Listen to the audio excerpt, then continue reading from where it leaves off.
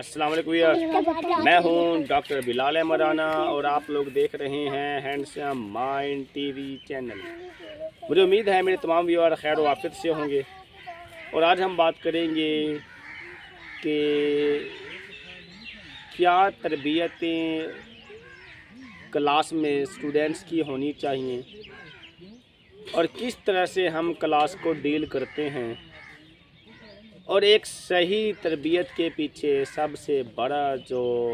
عمل ہے وہ اس کے والدین کی دی ہوئی تربیت ہے۔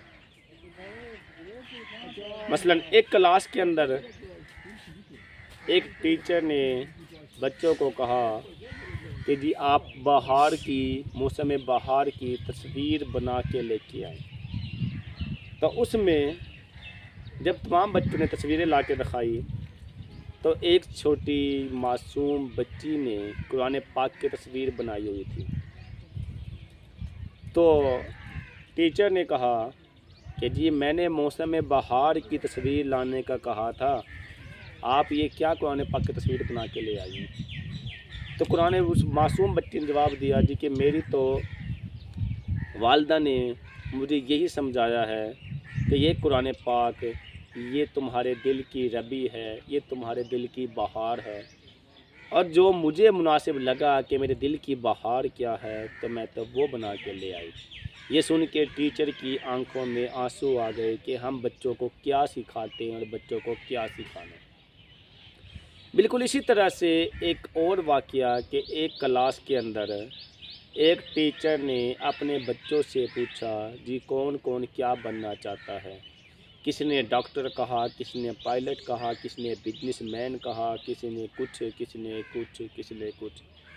تو اس میں ایک معصوم بچے نے، چھوٹے بچے نے جواب دیا جی میں صحابی بننا چاہتا ہوں۔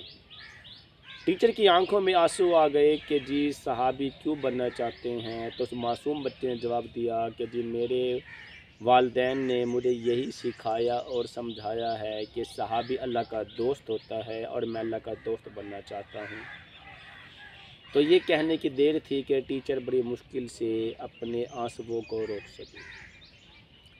بالکل اسی طرح سے حضرت خالد بن ولید جس کو سیف اللہ تعالیٰ کی تلوار کا لقب ملا، حضرت خالد بن ولید قرآن پاک کو ہاتھ کے اندر لے کے فرماتے ہیں کہ اے قرآن پاک تو وہ کتاب ہے کہ اے جہاد تو وہ عمل ہے جس نے اس قرآن پاک کو ہم سے تھوڑا سا دور کر دیا۔ یعنی جہاد کی حالت میں آپ قرآن پاک کو ہاتھ سے لے کے پڑھنا آپ کے لیے مشکل ہوتا ہے، تو اسی لیے آپ زبانی کلام جتنا بھی پڑھ لیں وہ ایک الگ چیز ہے، لیکن جہاد کی حالت میں آپ لوگوں نے جہاد ہی کرنا ہوتا ہے، آپ کی توجہ ادھر ہی رہتی ہے۔ تو اسی لیے یہ چیز ہمیں سیکھنے کا موقع ملتا ہے کہ ہمیں کس طرف جانا ہے اور ہمیں کس طرف جانا چاہیے۔ بالکل اسی طرح سے ایک دن ایک کلاس کے اندر ایک استاد نے اپنے بچوں کو کہا کہ آپ گھر کے اندر سے وہ بکس لے آئیے گا جو بکس آپ کے گھر میں نہیں پڑھی جاتی اور آپ کے بکس میں بیکار یا پھر اضافی بکس ہو۔ تو تمام بچے کوئی کسی کلاس کے بکس اٹھا لے آیا، کوئی رسالے، کوئی میگزین، کوئی اور کتابیں لے آیا، تو ایک بچہ قرآن پاک کو لے آیا۔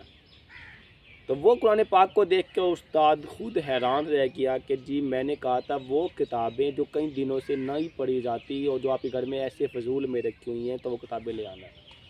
تو اس معصوم بچے نے جواب دیا جی یہ قرآن پاک وہ کتاب ہے کہ جو میں نے کافی عرصے سے، میں تو جب سے دیکھ رہا ہوں، میں نے کسی کو اس کتاب کو کھولتے ہوئے نہیں دیکھا اور مجھے نہیں پتہ کہ یہ کون سی کتاب ہے، اسی لیے مجھے لگا کہ یہ کتاب ایسے گھر میں فالتو رکھی ہے تو مجھے یہ کتاب لے کے جانی چاہیے۔ استاد کی آنکھوں میں آنسو آ گئے۔ تو یہاں سے ہمیں سیکھنے کا کیا موقع ملتا ہے؟ ہماری آج کی اچھی باتیں بہت ساری ہیں، لیکن ہمیں سیکھنے کا موقع کیا ملتا ہے؟ ہمیں سیکھنے کا موقع یہ ملتا ہے کہ جب ہم صحابیوں کی زندگی سے دور جائیں گے، جب ہم قرآن پاک سے دور جائیں گے، اور جب ہم اس طرح کے دین کے معاملات سے دور جائیں گے تو پھر ہماری تربیتیں بھی بالکل اسی طرح سے قرآن پاک سے دور والی ہوں گی۔ تو پھر ہم آنے والے وقتوں کے اندر کوئی صحابی بننے کے بجائے، کوئی حضرت ابو بکر جیسا بننے کے بجائے، کوئی حضرت عمر فاروق جیسا بننے کے بجائے، کوئی حضرت عثمان غنی جیسا بننے کے بجائے، کوئی حضرت علی جیسا بننے کے بجائے، کوئی حضرت امام حسن و حسین جیسا بننے کے بجائے، پھر ہم لوگ यूरोपियन डॉक्टर बनने को तरजीह देते हैं, फिर हम लोग यूरोप के अंदर रहने वाले इंजीनियर की ज़िंदगी को रश्क मानते हुए उस जैसे बनने को तस्लीम करते हैं। फिर कब हम लोग मुख्तलिफ़ जगह पे अमेरिका के अंदर बैठे हुए इंजीनियर, डॉक्टर, बिजनेसमैन, वकील बनने को तरजीह देते हैं। फिर हमारी जो लाइफ है वो हमारी लाइफ दीन से कट के इतनी ज़्यादा दूर हो जाती है कि फिर हमें वही चीज़ें अच्छी लगती हैं और फिर हम उसी जैसा ही बनने और करने की कोशिश करते हैं। तो उसके अंदर होता क्या है? उसके अंदर होता ये है कि हम तालीम, दुनियावी तालीम तो हासिल कर जाते हैं, लेकिन हम असल तालीम से महरूम हो जाते हैं। अब असल तालीम वो तालीम थी कि जो कि मेरे अल्लाह रब्बुल इज़्ज़त की ज़ात ने इल्म को उतारा, और उस इल्म के अंदर सबसे बड़े अलूम की और उन अलूम में सबसे बड़े इल्म की अगर हम बात कर लें तब कुरान पाक का इल्म है। क्योंकि आप दुनिया के जितने भी अलूम को उठा के देख लें, कुरान पाक के इल्म से ही बाकी इल्म बने हैं और किसी इल्म से कुरान पाक का इल्म नहीं बना। और अगर आप कुरान पाक की इस खासियत को उठा के देख लें तो फिर अल्लाह रब्बुल इज़्ज़त की ज़ात ने फरमाया कि है तुम में से कोई ऐसा जो ऐसी कोई एक आयत भी ला सके, और अगर कोई है तो फिर मेरे सामने लाए। यानी ये खालिस्तन मेरा कलाम है और ये खालिस्तन मेरी तरफ से भेजा गया है, और तुम सारे दुनिया भी मिल के कोशिश कर ले तो तुम एक ऐसी एक आयत भी नहीं बना सकते। अब बात यह है कि उस अल्लाह रब्बुल इज़्ज़त की ज़ात का जो कलाम है हमने उस इल्म से हासिल करके इस दुनिया के अंदर तरक्की करनी थी, लेकिन हम उस इल्म को हासिल करने के बजाय हम उस यूनिवर्सिटी के फहाश लिटरेचर को और उस इल्म को हासिल करते हैं तो जो आने वाले वक्तों में हमें जिद्दत पसंदी के नाम से, हमें एथिस्ट के नाम से, हमें मॉरल्स के नाम से और पता नहीं जाने कितने अजीब अजीब नामों से हमें पढ़ा लिखा साबित करवाती है, लेकिन उस इल्म के अंदर हमारी तरबियत नहीं होती। दूसरी चीज़ ये भी है कि आप जितनी भी तारीख़ को उठा के देख लें तो एक बात तो क्लियर है, और वो बात क्या है? वो ये है कि इल्म इस चीज़ का नाम नहीं है कि आप 4 किताबें पढ़ने के बाद दूसरों को गालियां देना सीख जाएं, बल्कि इल्म से मुराद आपकी तरबियत में अंदर तब्दीली होना है। अब पहले जो लोग इल्म हासिल करते थे, पढ़े लिखे होते थे, तो उनकी ज़िंदगियों में तब्दीलियाँ थी। उनकी ज़िंदगियों में तब्दीलियाँ क्या थी? वो अपने माँ बाप से बात करते हुए अदब से बात करते थे, बुज़ुर्गों के सामने सर को झुका लेते थे, उलमा कराम की महफ़िल में कभी ऊंचा नहीं बोलते थे, मस्जिदों में जाके खामोशी से बैठ जाते थे। तो उनकी ज़िंदगियों में तब्दीलियाँ थी। तालीम तो उन लोगों ने भी हासिल की थी, लेकिन अगर आज के लोगों ने जो तालीम, आज के स्टूडेंट्स ने जो तालीम हासिल की है, तो इस तालीम के अंदर ना ही तो माँ बाप की कदर का पता है, ना ही इसके अंदर जो नबी बच्चों की कदर का पता है, ना इसके अंदर घर के रहने के बाकी तरीक़ों का पता है, ना ही उलमा कराम की कदर का पता है, ना ही मस्जिदों के आदाब का पता है, ना ही बुज़ुर्गों के सामने बैठने का पता है। इसकी क्या वजह? इसकी वजह यह है कि जो पहले इल्म था तो वो इल्म था खालिस्तान दीन की तालीम से मुंसलिक इल्म।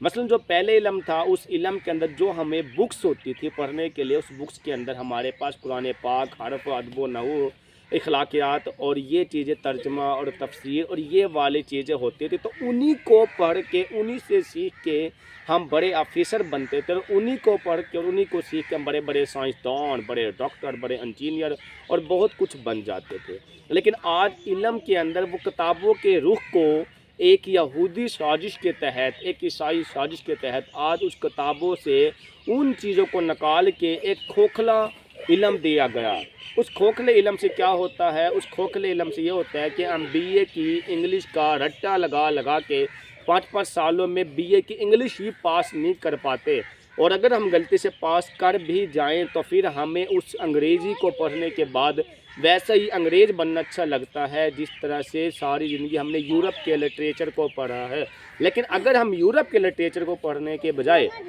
अगर हम जो हमारे नबी पाक मोहम्मद मुस्तफ़ा सल्लल्लाहु अलैहि वसल्लम की ज़ात पे जो इल्म उतरा, अगर हम उस इल्म को पढ़ने की तरफ अपना टाइम लगाते तो आज हमारे अंदर सिर्फ इल्म ना होता बल्कि आज हमारे अंदर तरबियत होती। और यही वजह है कि जो पहले के लोग होते थे उनमें इल्म के साथ तरबियत होती थी, और जो आज के लोग हैं उनमें इल्म के साथ तरबियत से खाली हैं। उन्हें नहीं पता कि माँ बाप की अदब क्या है, उन्हें नहीं पता कि बुजुर्गों की महफिल में कैसे बैठना, क्योंकि इल्म तो हासिल कर चुके लेकिन तरबियत से अधूरे हैं। اسی لیے آج بھی ٹائم ہے کہ ہماری جو اصل کامیابی اور ہماری جو اصل علم ہے وہ آگے جانے میں نہیں ہے کہ ہم جدت پسندی کی طرف جائیں، ہم ایتھیسٹ بنیں، ہم لاجک، سائنس اور منطق کے نام پہ لوگوں کی زندگیوں سے کھیلیں، بلکہ ہماری جو اصل کامیابی ہے وہ آج بھی 1400 سال پیچھے جانے میں ہے۔ اور 1400 سال پیچھے جانے سے مراد، میرا اشارہ آج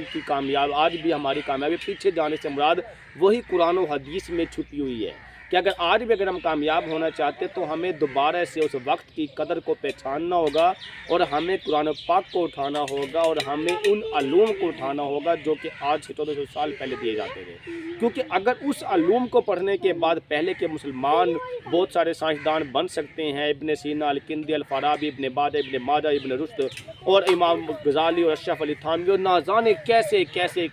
علم کا سمندر نکلے ہیں، اگر وہ لوگ علم حاصل کر کے اتنے بڑے لیول پہ جا سکتے ہیں تو انہی علم کو حاصل کر کے اسی قرآن و حدیث کو پڑھ کے آج ہم بھی ڈاکٹر، انجینئر، بزنس مین سب کچھ بن سکتے ہیں، لیکن ہمیں اپنے علم کو چینج کرنا ہوگا۔ اور علم ہمارا جدت پسند اور فحاشی والا نہیں، بلکہ علم ہمارا وہی 1400 سال پہلے والا ہونا چاہیے جو صحیح معنوں میں قرآن پاک کی تعلیمات ہے۔ اب جس کو یہ باتیں میری سمجھ میں آ گئی ہیں تو خدا رہا وہ اپنی نسلوں پہ محنت کرے، آنے والی نسلوں کو اگر آپ چاہتے ہیں آپ کے فرما بردار بن کے اور ملک و قوم کا سرمایہ بن کے زندگی گزارے تو انہیں اس علم کی طرف لگائے جو حقیقی علم ہے، اور حقیقی علم وہی ہو سکتا ہے جو اللہ رب العزت کی ذات نے خود جس کی ذمہ داری لی ہے، خود جس کی حفاظت کی ذمہ داری لی ہے، خود فرمایا ہے کہ اس کی حفاظت میں خود کروں گا، مجھے دنیا کے کسی بندے سے اس کی حفاظت نہیں کروانی۔ اسی لیے قرآن پاک کے علم وہ واحد علم ہے جس میں آج تک ایک حرف کی تبدیلی بھی نہیں ہو سکتی، جبکہ باقی سارے علوم کے اندر کبھی کمی، کبھی کوتاہی، کبھی جاتی گئی چیزیں چلتی رہتی ہیں۔ تو خدا را آپ حقیقی علم کی طرف حاصل کریں۔ ہماری آج کی موٹیویشنل باتیں کرنے کا مقصد یہی تھا کہ ہم بہتری کے راستے کی طرف چلنا چاہتے ہیں تو ہمیں کس طرح سے کون سے علوم کو حاصل کرنا ہوگا کہ ہم آنے والے وقتوں کے اندر نہ صرف ملک کا سرمایہ بلکہ آنے والے وقتوں کے اندر ہمارے اندر وہ تربیتیں ہوں کہ ہم بزرگوں کی محفل سے لے کر علماء کرام کی محفل تک ہم کیسے بیٹھ سکیں گے۔ اگر آپ لوگوں کو یہ باتیں سمجھ میں آ گئی ہیں تو آپ لوگ اپنے دوستوں کے ساتھ ہماری باتوں کو شیئر کریں، ہماری اس چینل کو لائک کریں، سبسکرائب کریں، بیل آئیکن کو دبائیں تاکہ بر وقت آپ لوگوں تک ہماری تمام ویڈیو موصول ہو۔ اس کے ساتھ اپنا خیال رکھیے گا، اجازت دیجیے گا، اللہ حافظ۔